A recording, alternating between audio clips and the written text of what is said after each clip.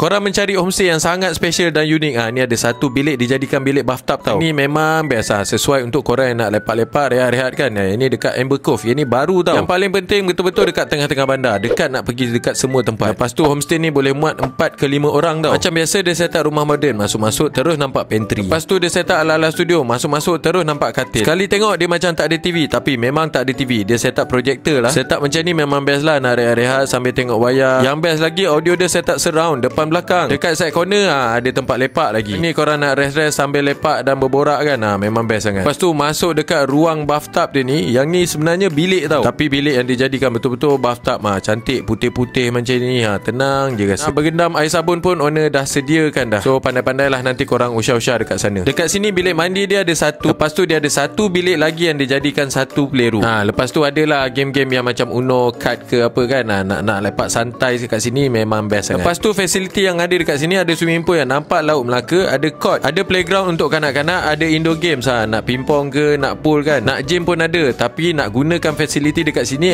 kena bagi tahu owner siap-siap sebab diorang kena booking. Kedai runcit pun ada, ruang menunggu dia pun selesa. Nama homestay ni Zenith Homestay dekat Amber Cove. Booking boleh roger nombor dekat bawah atau search dekat Airbnb.